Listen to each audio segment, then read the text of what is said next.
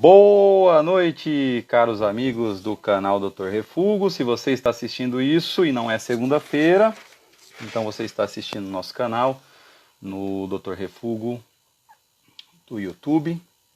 Se você quiser assistir ao vivo, assista também aqui no Instagram, toda segunda-feira, 21 horas. Estamos aqui com várias pessoas entrando ao mesmo tempo. Amigo Rafael, quanto tempo, hein? Leonardo, Marcos, Germano, seja bem-vindo, meu irmão. Obrigado pela presença aí. O Marteus Sombrio também. Também a Catergiane Oliveira, o Leonardo Tives. Nosso convidado já entrou aqui. Marco Aurélio Guimarães, Adriano Moreira Martins. Sejam todos bem-vindos. Marco Túlio da Fonseca, grande gestor aí do Senai de Itaúna, muito obrigado pela sua presença. Quero contar com você em breve aqui nas nossas lives. Ale Crispim também. Hoje vai ser uma live muito interessante. O professor Deilon Lopes está aqui conosco também. Muito obrigado pela presença.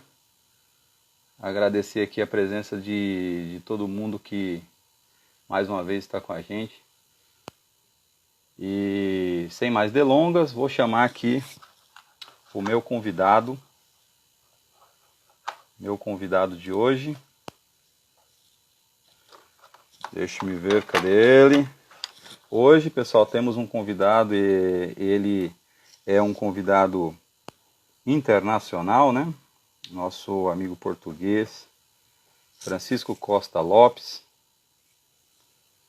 Ele que é engenheiro de aplicação em metalurgia da Eletronite, trabalha na Alemanha, é português, formado em engenharia pela faculdade, é mestre em metalurgia pela Faculdade de Engenharia do Porto e também é formado em engenharia pela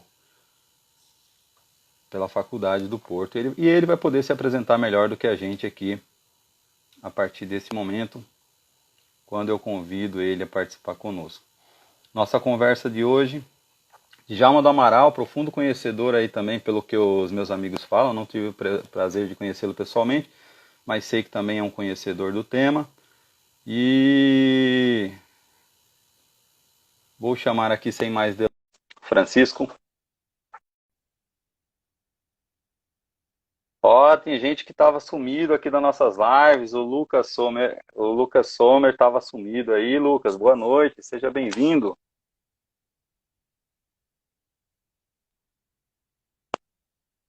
Quem mais que está aqui que é a primeira vez e que Davi Nogueira, que já foi nosso Rodolfo Conde, Ítalo Santos, Alex Pereira. Alex Pereira, você passou um tempo sem aparecer aqui, hein, Alex? Mas que bom que esteja aqui com a gente novamente. O Danilo, a Isadora. Opa, estou convidando aqui o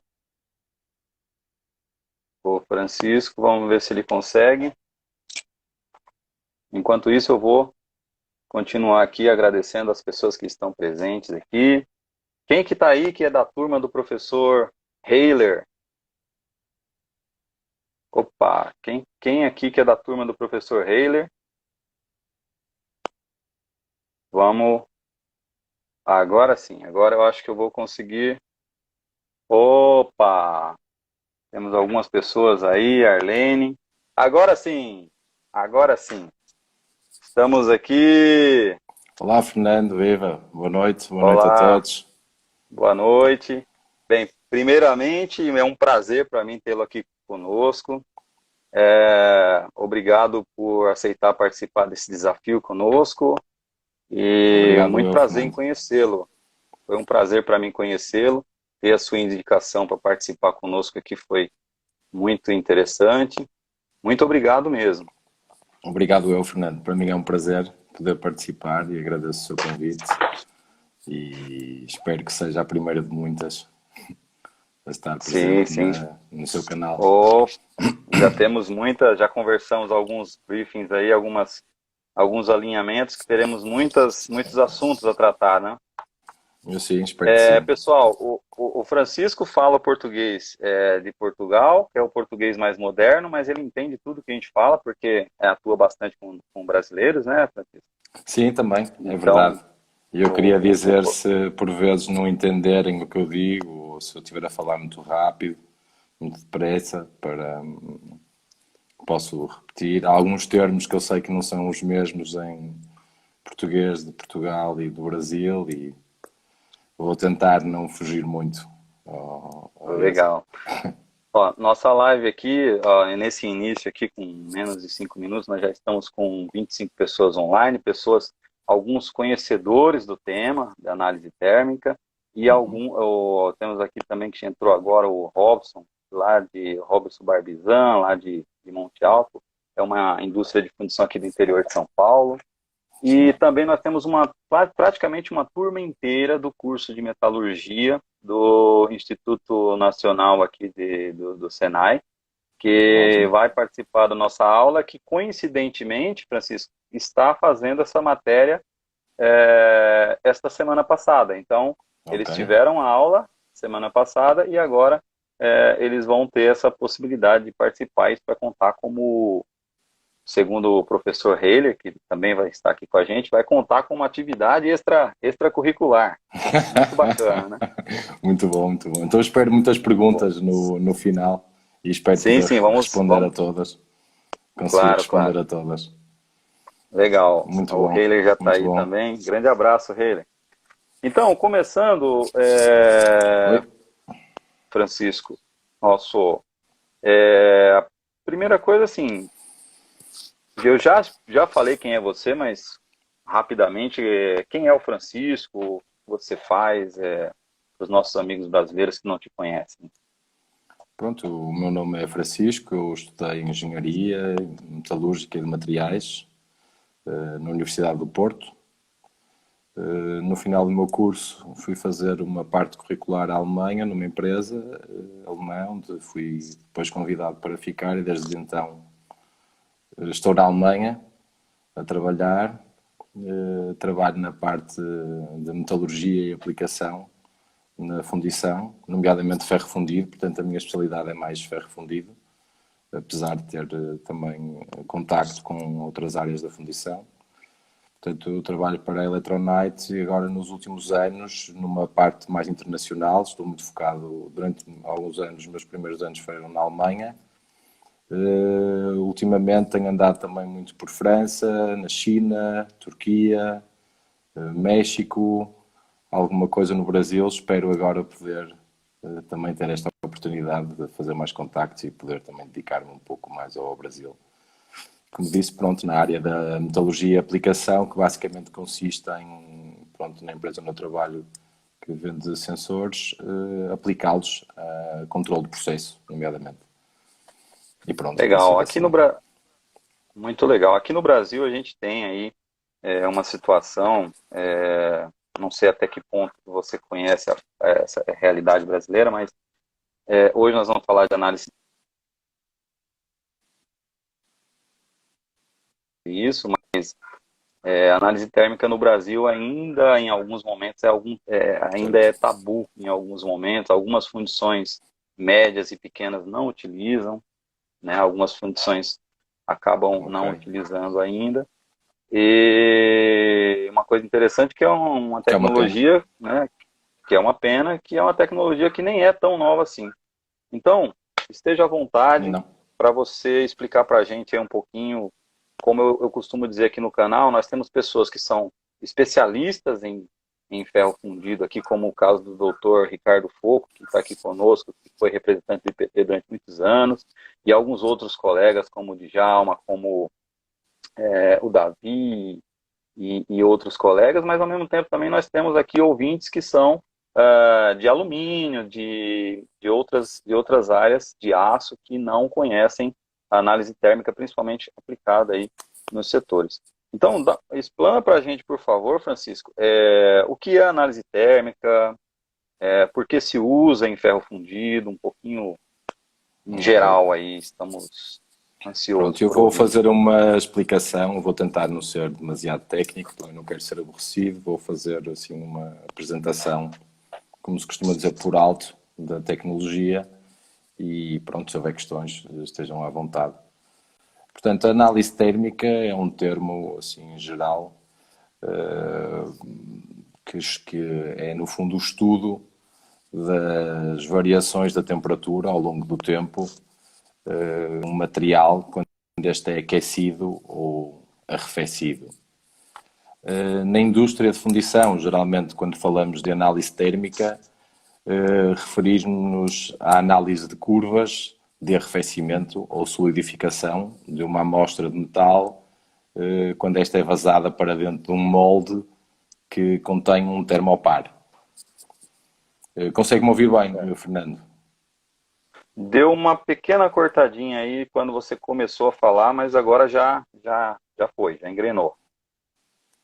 Pronto, se eu tiver que repetir, por favor, diga-me. Portanto, em fundição, estava a dizer, é o termo geralmente utilizado para descrever a técnica de análise de curvas de arrefecimento ou solidificação de uma amostra de metal para dentro de um molde que contém um termopar. A análise das curvas, então, em si, baseia-se na interpretação dos eventos ou dos patamares que ocorrem durante o arrefecimento dessa amostra de metal.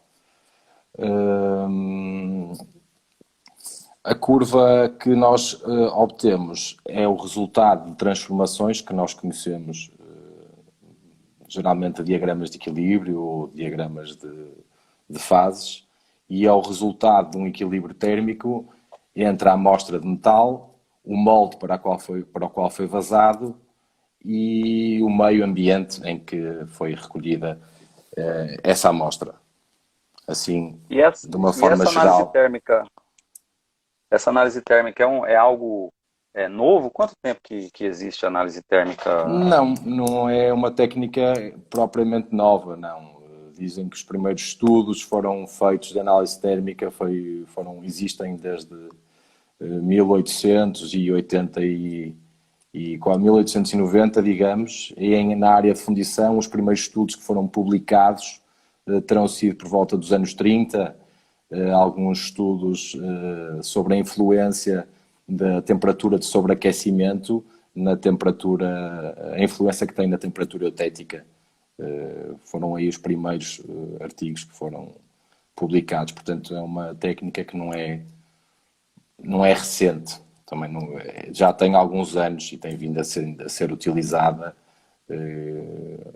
com bastante em várias áreas da fundição e com fins distintos, digamos assim.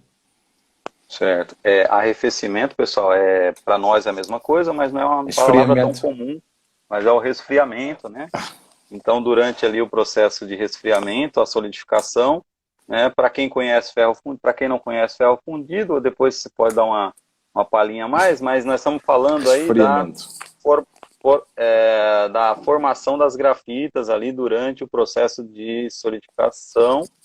Durante o resfriamento, eu tenho ali a formação da grafita, na sequência eu tenho o processo de expansão dela e depois a contração final do ferro fundido.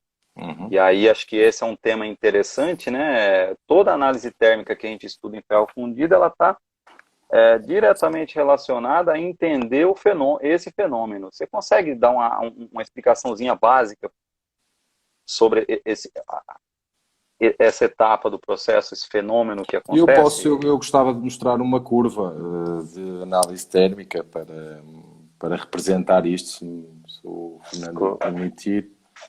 Eu posso Claro, claro. exemplificar. Eu preparei aqui, deixa-me ver se eu consigo. Eu tenho receio que não se veja muito bem, mas eu vou tentar. Portanto, eu vou mostrar uma curva de análise térmica típica para ferro fundido, com um exemplo de ferro fundido. Claro. Como é que parece uma curva? Deixa-me ver se assim... Consegue ver? Sim, sim. Conseguem ver? Pronto. Sim, Aqui sim. deste Todo lado mundo aqui. temos a curva que neste caso começa na temperatura de líquidos e vai até à temperatura do eutectoide. Portanto, temos a temperatura de líquidos, a temperatura eutética, que era o que o Fernando estava a falar, da transformação da grafite, e depois temos aqui a transformação do eutectoide. E, portanto, como eu estava a falar do princípio da análise térmica, ele baseia-se em eventos que ocorrem durante a solidificação do metal e podemos, por transposição, este diagrama, creio que pelo menos as pessoas da área de fundição de ferro e quem estudou metalurgia deve conhecer muito bem, que é um diagrama de ferro-carbono, diagrama de equilíbrio, e que sabemos que se tivermos uma curva, se tivermos aqui uma composição química, que vamos ter transformações que ocorrem ao longo da temperatura. E é isso, então, que vamos ver na curva de análise térmica. Todos os pontos ou inflexões que vemos na curva correspondem a patamares do diagrama de equilíbrio no qual acontecem transformações. Neste caso, temos aqui um exemplo, poderia ser para uma curva hipoeutética, ou seja, que se situa neste lado daqui, ou à esquerda do ponto eutético, e que temos a temperatura de líquidos, não é? Da temperatura de líquidos até à temperatura eutética corresponde, eu não sei se aí conseguem ver aqui um traço negro, corresponde ao intervalo da formação da austenite até ao ponto eutético. Portanto, neste intervalo da curva que vemos daqui a aqui, vai haver crescimento de dendrites de austenite. A partir deste ponto, corresponde à transformação eutética, no qual se vai transformar o produto eutético, formação de grafite, que geralmente é o que pretendemos, e vamos ter um arrefecimento depois deste intervalo do ponto eutético até ao ponto eutectoide. A transformação eutética, propriamente dita, ocorre deste ponto até este ponto. Neste caso, desta curva que eu exemplifico. Tá, para quem ainda não entendeu, depois a gente vai fazer umas lives aí. Que foi um pouco técnico demais, se calhar. O Francisco consegue disponibilizar essa foto para a gente aí, Francisco? Para eu poder disponibilizar aqui no canal? Consigo, claro. Maravilha. Consigo, então, pessoal, eu vou publicar. Sim, pois não? Eu ia dizer, se calhar entrei assim um bocado técnico demais e explicar um pouco as aplicações, para que serve a análise térmica, para quem não está tão a par. Mas pronto, Fernando, por favor. Então, aí vai entrar num lado um pouco técnico, mas quando o Francisco mostrou ali a curva, né? Você vem descendo a linha do diagrama de fase, quando a temperatura intercepta a região onde você intercepta a linha do líquidos, como ele falou, é a hora que você começa a ter as primeiras formações, né? Exato. As primeiras formações, algumas formas sólidas, até ele encostar ali no eutético, no eutetóide, que vai formar a grafita. E aí depois eu tenho um segundo nível, que é quando ele chega no eutético, no eutetóide. É isso, né, Francisco? Sim, primeiro o eutético, e aí depois o eutétoide. Isso, eutético, depois o eutetóide, que vai formar ali o final do processo. Então, é um processo bem um pouco mais complexo do que a gente gostaria que fosse, né, Francisco? Sim, por explicar. Isso ser importante estudá-lo. Assim, numa live assim rápido, explicar pode ser um bocadinho mais complicado. Mas sim. Sim. Francisco, e aí eu com essa curva de análise térmica em mãos, eu vou que tipo de informações eu consigo retirar dessa curva efetivamente para o processo? Ok. As curvas portanto, a análise térmica na indústria de fundição tem sido geralmente a técnica mais utilizada, ou para o que ela é mais utilizada, ou há mais tempo, será, por exemplo, para fazer estimas de composição química. Eu creio que seja a aplicação mais conhecida, nomeadamente estimar carbono, silício e carbono equivalente. Quando se fala de análise térmica, é a primeira coisa que as pessoas que vêm à cabeça falando de ferro fundido. É a estimação de composição química. Mas existem outras aplicações, como falei há um bocado, até o primeiro artigo que foi publicado, estimar o tipo de eutético que vamos ter, por exemplo. Estimar a morfologia do produto eutético. Eu falo aqui em eutético porque podemos aplicar o eutético, tanto existem em ligas de ferro como em ligas de alumínio. Portanto, é importante. No caso do ferro fundido, estimar a forma da grafite. Se vamos ter grafite lamelar, se vamos ter grafite compacta, se vamos ter grafite nodular, ou então se não vamos ter grafite, se vamos ter cementite, que em princípio não desejamos. Estimas da fração de sólido, por exemplo, também é uma aplicação bastante utilizada. Propensão para ter porosidade nas peças, ou a tendência do metal para formar estruturas porosas, digamos antes assim.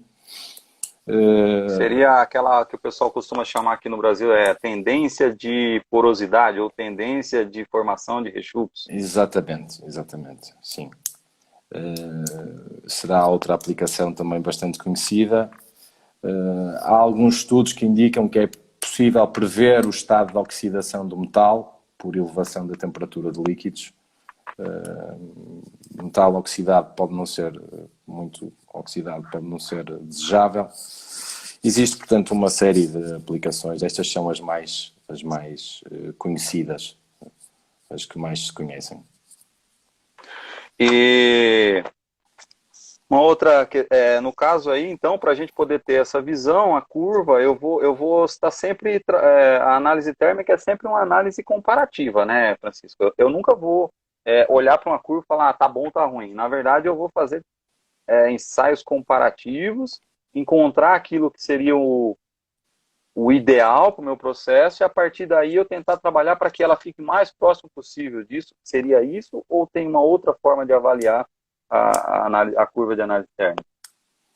Geralmente são feitos estudos que existem já parâmetros de curvas, tal como um referencial, digamos, como um diagrama de equilíbrio, em que no diagrama de equilíbrio teremos umas temperaturas estáveis e metastáveis. Para gamas de materiais temos o mesmo. Conhecemos alguns parâmetros dentro dos quais uma curva normal ou boa poderá variar. Mas como cada fundição é uma fundição, existem vários tipos de materiais diferentes e a técnica tem vindo a evoluir, geralmente é necessário, é adequado fazer uma fase de estudo para comparar a minha curva de análise térmica com o meu produto final, para realmente verificar se o que eu vejo na curva corresponde ao que eu desejo ter no meu produto. Isto é uma fase importante. E depois daí podemos então parametrizar o nosso sistema para garantir a qualidade que nós desejamos. É geralmente isso que se faz. Mas existem referências, claro. E quais são, você consegue citar, lembrar de alguma assim de cabeça, alguma referência que a gente consegue achar facilmente aí nas publicações? Não. Não, tranquilo. Essa não estava combinada. Te peguei agora, hein? Não.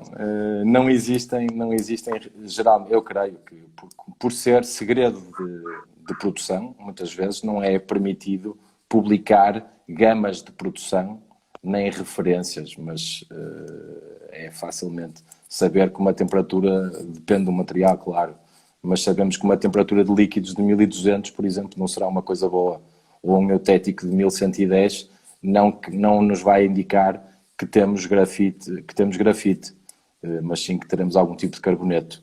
Existem este tipo de referências, mas mesmo publicado, eu creio que ninguém anda ainda a publicar parâmetros de produção para as suas ligas, creio eu.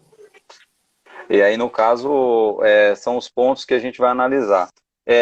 A gente vai ter um intervalinho no final para algumas perguntas, mas como nós estamos no tema aqui, e a pergunta foi bem interessante, acho que vale a pena a gente responder.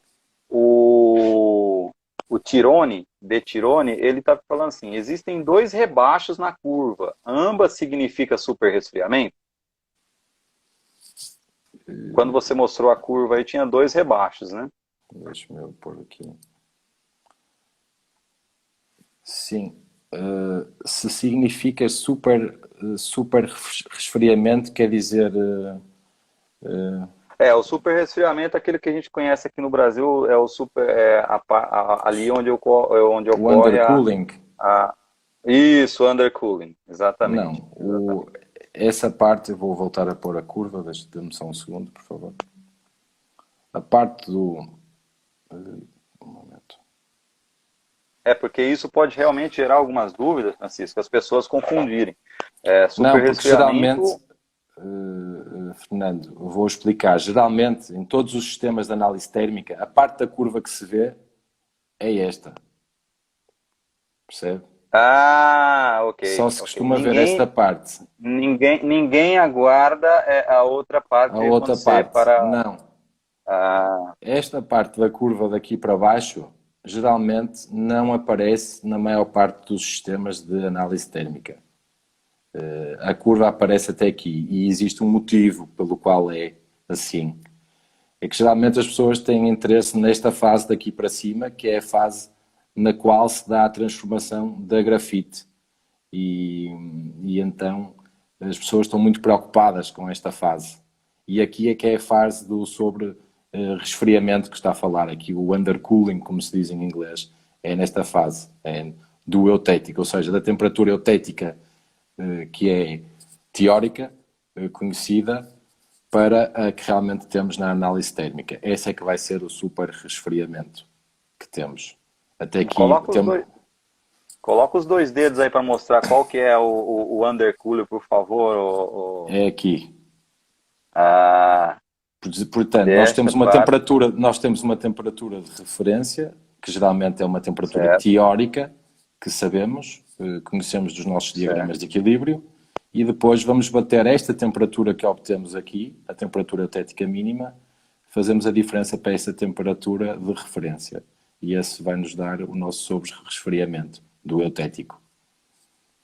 E geralmente, quanto mais elevada esta temperatura, em princípio, esta temperatura do eutético, mais garantia temos, ou melhor, mais seguros estaremos de que estamos a ter a formação de grafite e não de estruturas carvídicas. Aproveita que você está na curva aí, Francisco, e tem uma pergunta do Roaldo, acho que é Roaldo, e ele pergunta, qual que é o intervalo, esse intervalo de temperatura de formação de grafita? Qual o ideal para o ferro dúctil? Este é o intervalo para a formação da grafita, é este aqui que estou a falar. Certo. Portanto, a temperatura à qual se vai começar a formar grafita é esta aqui. Então, a grafita vai se formar aqui neste intervalo. Entendido? A pergunta dele é qual que é o intervalo ideal? Aí é uma pergunta bem difícil de responder, né, Francisco? Aí depende da composição química, porque apesar de ser ferro dúctil, que é ferro nodular, vai depender da composição, que a composição vai nos mudar as temperaturas de transformação do nosso metal. Portanto, convém, como eu disse há pouco... Deu uma instabilidade aqui. Está a ouvir-me, Fernando? Deu uma pequena estabilizada aqui, mas agora voltou. Pode falar. É difícil, como eu estava a dizer há pouco, claro, dizer com assim, um número, que olha, a temperatura ideal para vazar ferro dúctil é ter esta temperatura entre os 1145 e os 1135. Todo ferro, por exemplo, de alto silício, um ferro nodular ou dúctil de alto silício, essas temperaturas vão mudar, portanto, isso já não se aplica. Por isso é que eu disse que é importante fazermos estudos e dependendo da liga que temos, para adequar as nossas temperaturas que utilizamos na produção e tomar as nossas referências, percebe?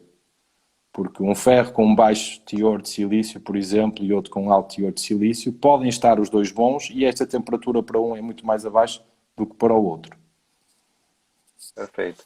Então, para quem fez a pergunta aí, acho que é Eu espero ter o sido Ronald. claro, se não, posso voltar a explicar. Podem sempre contactar também para fazer perguntas, eu espero ter sido claro na explicação. Não, não, claro, claríssimo. Então, assim, pessoal, o que o Francisco está colocando aqui, dependendo do teor de silício, eu abro o intervalo de solidificação, de formação da grafita ou reduzo. Então, eu coquilho ou não o meu material. E aí, com isso, se eu aumentar o teor de silício, eu aumento esse meu intervalo e aí a minha curva vai ter uma diferenciação. Se eu Certo. reduzo o teor de silício, automaticamente eu reduzo a minha curva e com isso eu também reduzo ali meu intervalo de solidificação. Tem que tomar cuidado com o que eu falo aqui, porque o professor está aí. Se eu falar besteira aqui, depois ele me come o fígado. E eu também tenho que ter cuidado, Fernando. Não. Então, pessoal, para quem está aí, o Francisco falou que essa é a primeira live que ele faz. É certo. É A verdade. primeira live, né? É verdade, é verdade. Já está mais calmo já? Sim, sim, sim, estou... eu creio que sim, eu espero que sim. Não, tá ótimo. Estou-me a sentir bem. Espero responder às questões que me põem. Mas, como estava a Não, dizer, Fernando, a questão das temperaturas de referência acontece muitas vezes. As pessoas querem sempre saber onde é que eu devo vazar, quais são os meus parâmetros de produção.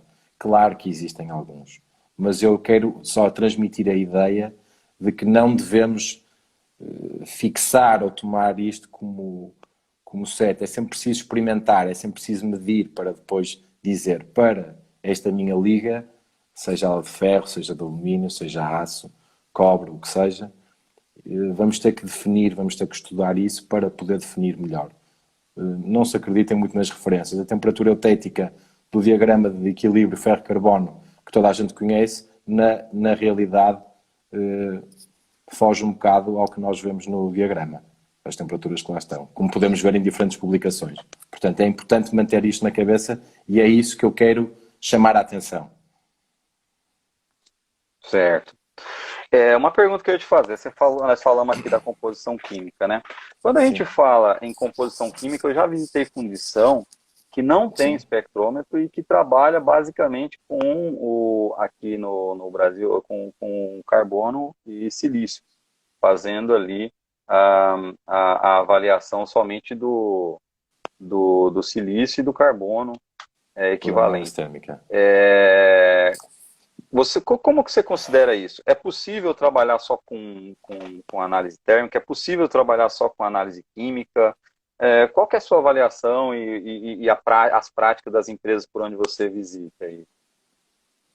Olha, mais uma vez, Fernando, é isto. Eu acho que não devemos ver a análise térmica como uma ferramenta auxiliar ou complementar na fundição e não uma ferramenta por si só.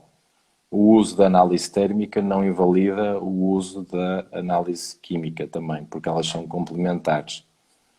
Existem situações, claro, como diz, nomeadamente para fazer carbono, para medir carbono e silício com o uso da análise térmica. É uma utilização muito comum que esta ferramenta tem e geralmente as fórmulas estão bem adequadas e se a amostra for bem retirada também, se as amostras forem bem retiradas, podemos confiar na análise térmica, mas vai haver sempre fases em que vamos ter que calibrar o nosso equipamento, porque vão haver desvios. Portanto, eu diria que esquecer a análise química porque se tem análise térmica não é uma boa ideia. Devemos ter sempre as duas ferramentas.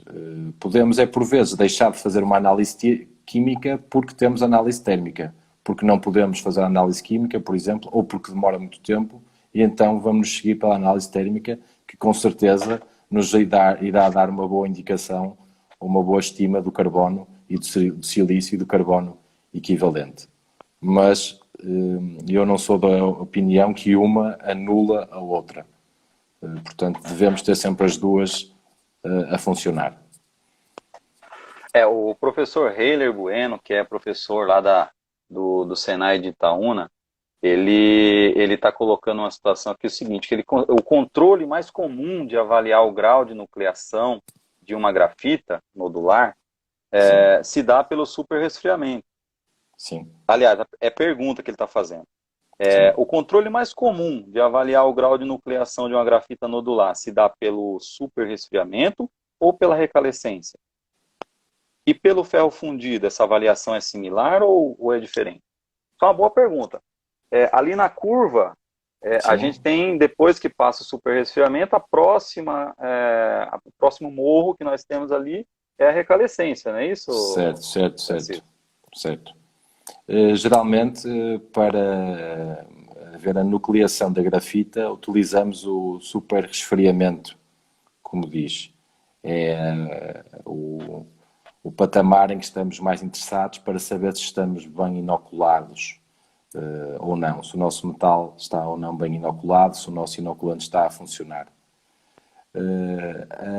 A recalescência geralmente dá-nos uma indicação mais sobre se a forma da grafite é ou não, ou está dentro da esperada que nós queremos. Aí a recalescência vai me dizer se ela está dentro, se ela é tipo A, B, C, D, E, ela vai estar mais para esse caminho, né? É uma conjugação dos dois, mas em termos teóricos é sempre uma conjugação das duas, mas se quisermos separar, separaríamos assim, Fernando. Sim. Mas claro que o sobre-resfriamento é a indicação mais importante para indicar se estamos ou não bem inoculados. Ok. Essa daqui eu vou deixar para depois. Nosso professor Ricardo Coco, meu professor aqui, está colocando o seguinte. Seria importante descrever como que a ferramenta de análise térmica pode auxiliar a minimizar os defeitos de rechupro em peças de ferro fundido. Então, essa daí a gente vai falar num momento oportuno. Não me deixe esquecer que essa pergunta é importante. Ok. E tem mais algumas aqui. O Francisco, as fundições mais tradicionalistas utilizam muitas cunhas para verificar a nucleação do banho. Você como é feito aí? Como você acha válido esse procedimento, tanto no forno quanto no vazamento? Vocês já viu o teste de cunha? Vocês utilizam alguma fundição que você já visitou, utiliza o teste de cunha? Como é que é? Sim, o teste de cunha geralmente era muito utilizado no passado, o teste de cunha, para fazer a estima da altura, ou seja, que temos de cementita, de ferro branco. Era para ver geralmente o mesmo que queremos ver na análise térmica, quão bem estamos, ou qual é o potencial de inoculação do meu banho, quão bem é que ele está preparado para ser inoculado, ou para receber o inoculante, como é que vai reagir.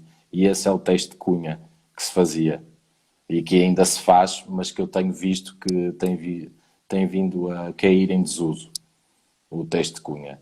Para isso utiliza-se a análise térmica, estima-se ou verifica-se onde é que está o nosso sobre-resfriamento, que geralmente nos dá uma boa indicação ou equivalente ao antigo teste de cunha que se fazia há uns anos atrás. Mas tenho visto que tem caído em desuso o teste de cunha. Entendi.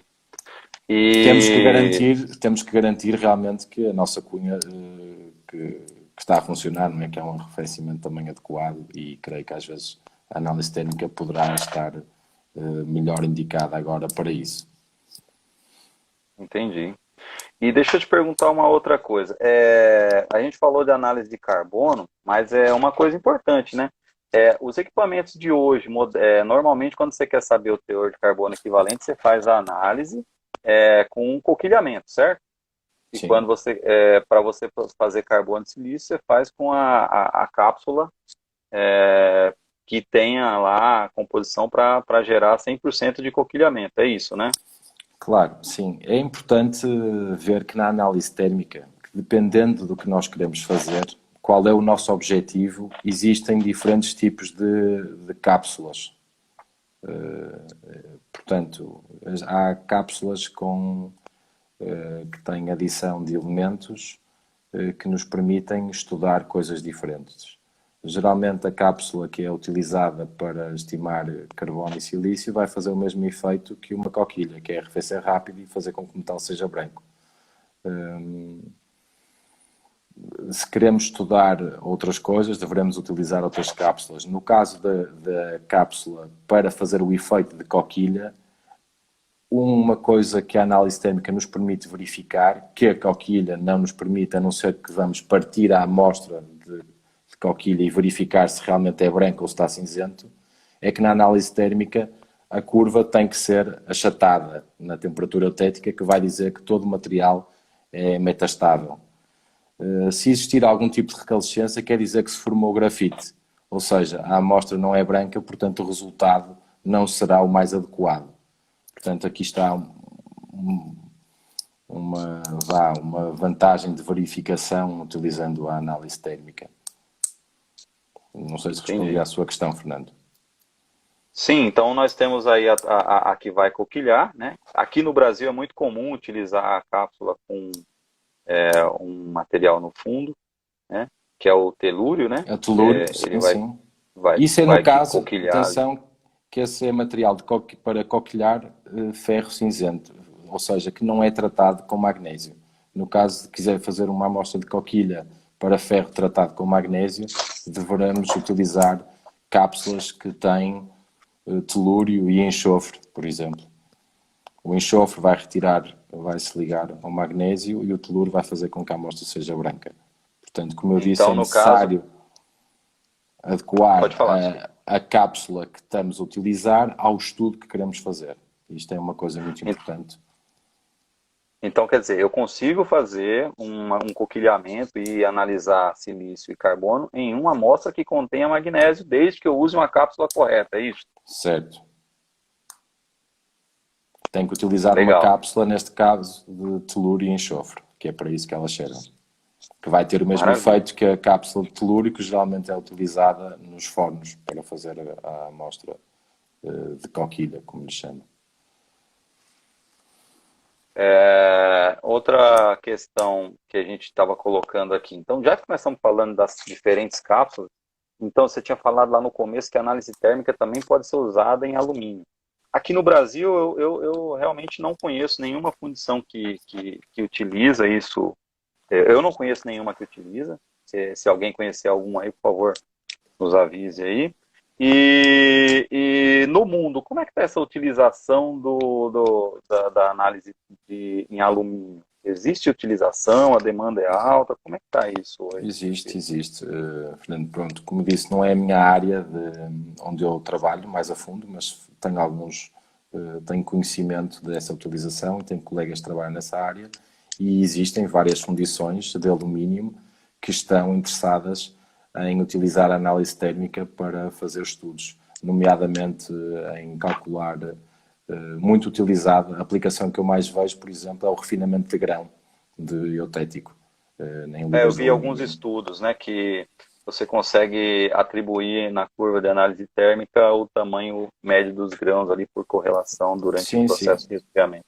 Certo. É uma técnica que não é tão nova, porque essa técnica, para você ter uma ideia, eu lembro de um trabalho que o nosso professor Ricardo Pouco utilizou no doutorado dele, lá na década de 80, comecinho da década de 90. Então, é uma técnica realmente que não é tão nova, mas que ainda no Brasil não é tão comum. E há outros. Francisco, uma outra pergunta que eu ia te... Sim.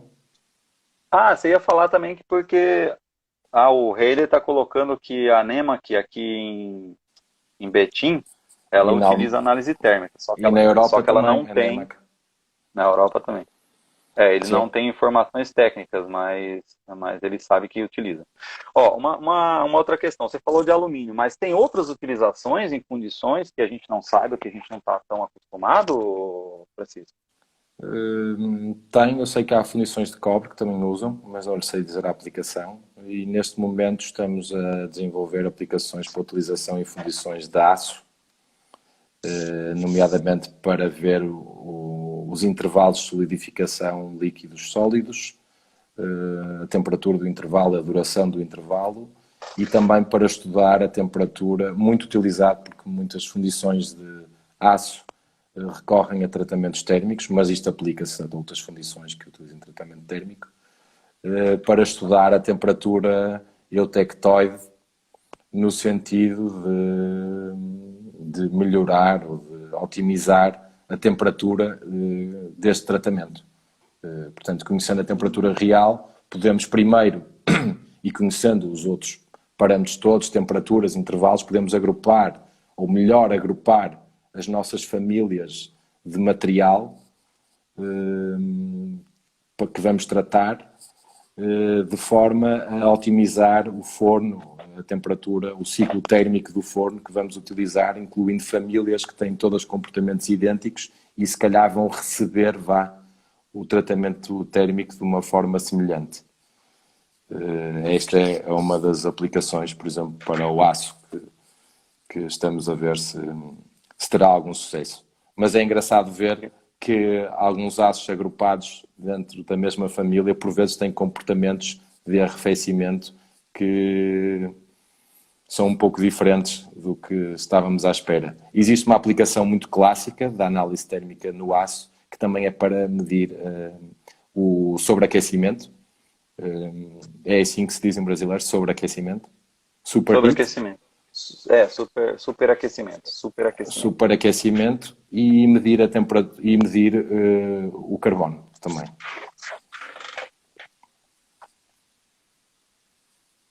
Deu uma cortadinha, Francisco. Consegue me ouvir? Alô? Fernando? Alô? Fernando, estou a ouvir. Estou te ouvindo. Eu também. Então. Que é isso, medir o superheat, que é uma informação importante nas fundições de aço, e para medir também o teor de carbono, para além desta Maravilha. que eu falei anteriormente. Legal. Eu queria voltar em algumas questões aqui bem simplistas, né? O Rafael Mombatti chegou numa questão importante. A validade da cápsula com telúrio e enxofre, a validação da cápsula, você teve uma boa correlação para medir o carbono comparado com o resultado em análise via úmido, por exemplo? Que é a análise de via úmida. Análise via úmida no Brasil, as análises feitas em laboratório por diluição e química analítica. Para análise de carbono também. Se tem uma boa correlação entre as medições da análise térmica e a análise química feita ao material. Isso. Sim. Muito bom, muito bom. Sim.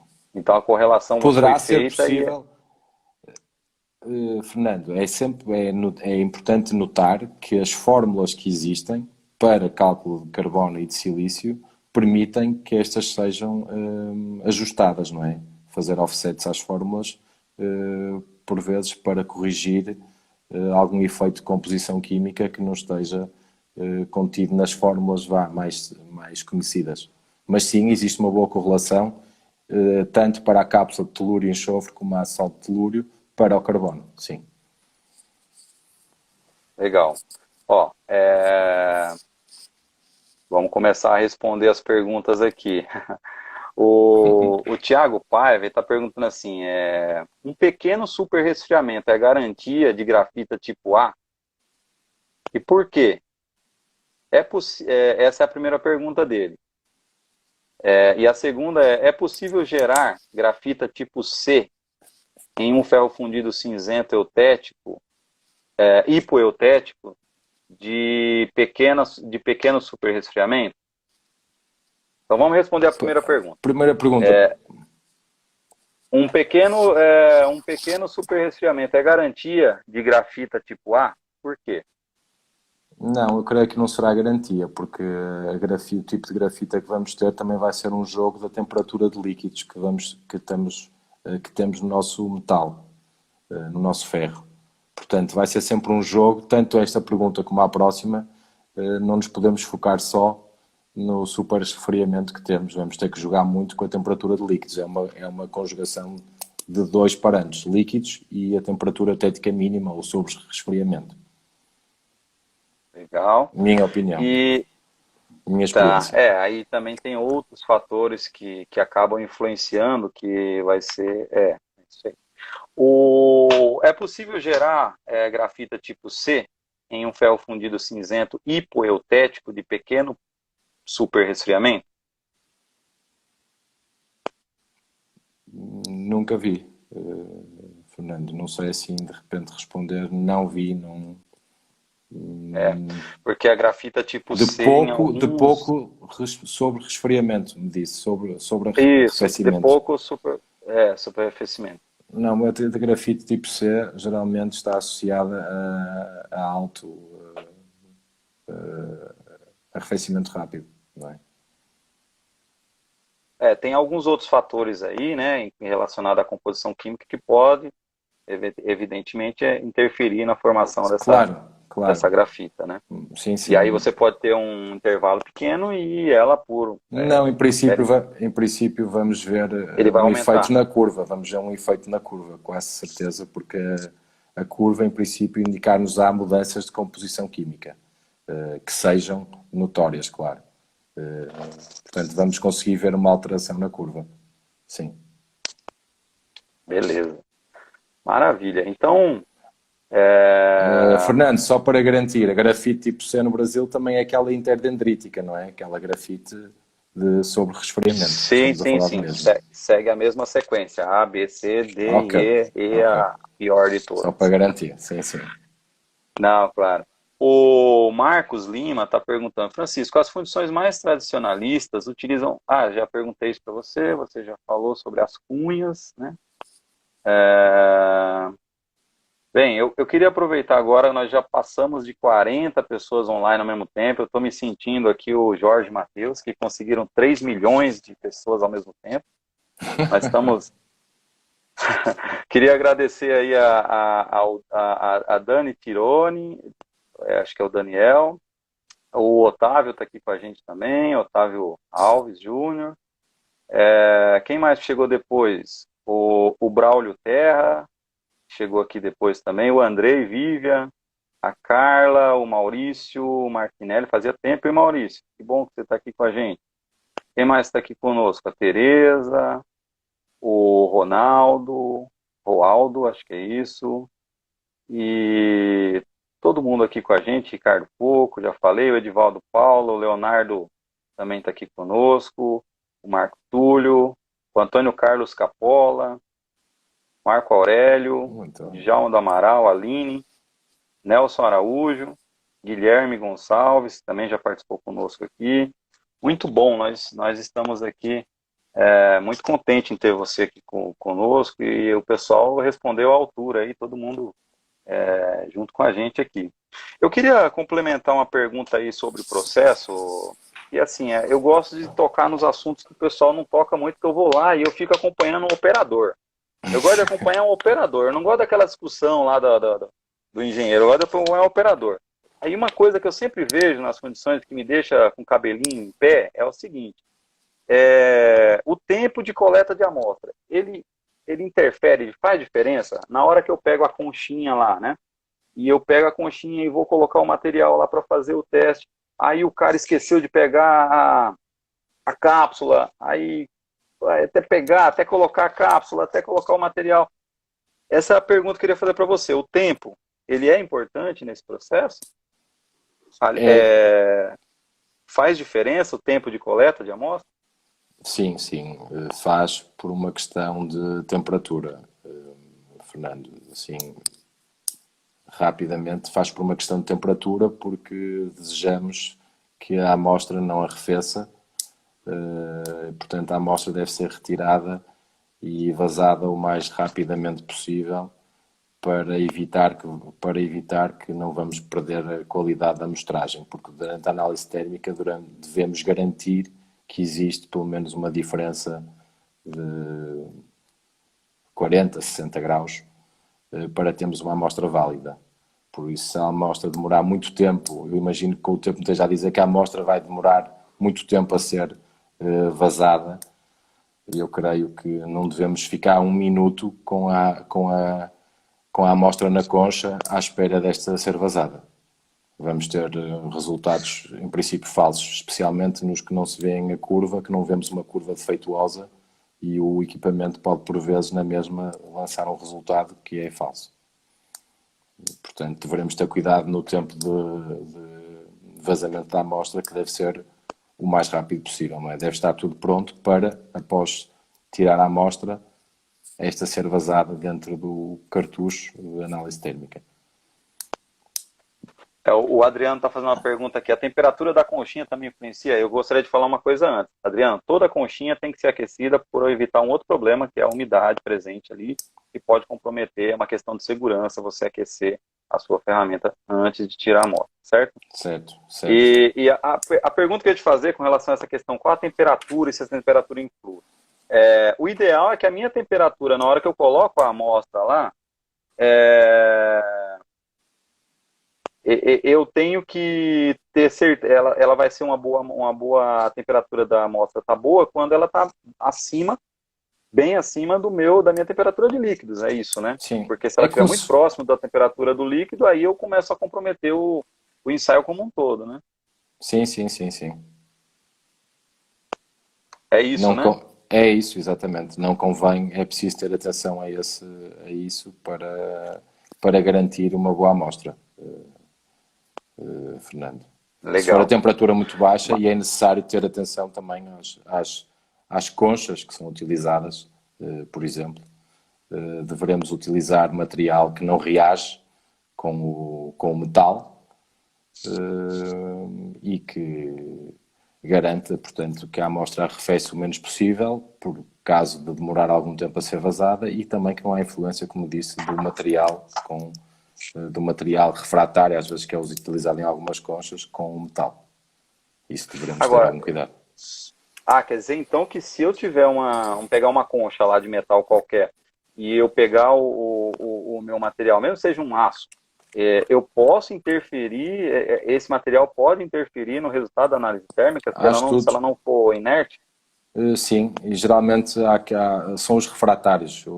Já vi alguns, dizem alguns especialistas que algum material refratário, porque geralmente a concha leva sempre um refratário e alguns poderão reagir e influenciar a qualidade da amostra, sim.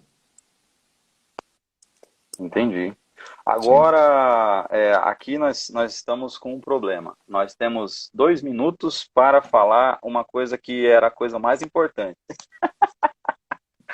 A pergunta é o seguinte, a pergunta do nosso amigo Ricardo Fofo, como que a análise térmica pode ser usada na redução de custo da fundição e justificar sua utilização, principalmente ajudando a reduzir os defeitos e os rechupes? Como é que a gente pode fazer isso? Olha, pronto, para ir direto a essa questão, a análise térmica pode ser utilizada no auxílio do dimensionamento dos sistemas de enchimento de caixas. É necessário ter um sistema de enchimento bem dimensionado para o tipo de liga que estamos a vazar, nomeadamente se ela é hipoeutética, se é hipereutética, porque poderemos ter problemas que daí advêm, nomeadamente rechupes nas peças, por fechamento dos ataques, creio que se dizem ataques também em brasileiro, demasiado tarde ou demasiado cedo. Isso será uma das funções. É também muito utilizada para otimizar a utilização de inoculante, de ligas de magnésio, para verificar se as ligas que foram adicionadas realmente tiveram o efeito que desejado e dessa forma reduzir custos na fundição. Ô Francisco, como é que você está de tempo? Você teria mais 15 minutos para a gente ou não? Sim, Fernando, claro. Pessoal, vou fazer um convite para vocês. Nós temos mais 35 segundos. Eu convido vocês a gente continuar essa discussão numa nova live que eu vou abrir daqui. Eu vou fechar essa live e eu aguardo vocês para a gente concluir esse bate-papo. Mais 10 minutinhos a gente termina. Francisco, vou encerrando aqui e a gente retoma na sequência, tá ok? Ok, Fernando. Francisco? Sim, sim. Pessoal, então não percam a parte 2 desse vídeo daqui a pouquinho, hein? Já estou saindo e retomando a sala. Aguardo vocês. Certo, Francisco? Certo, certo. Fernando, até já.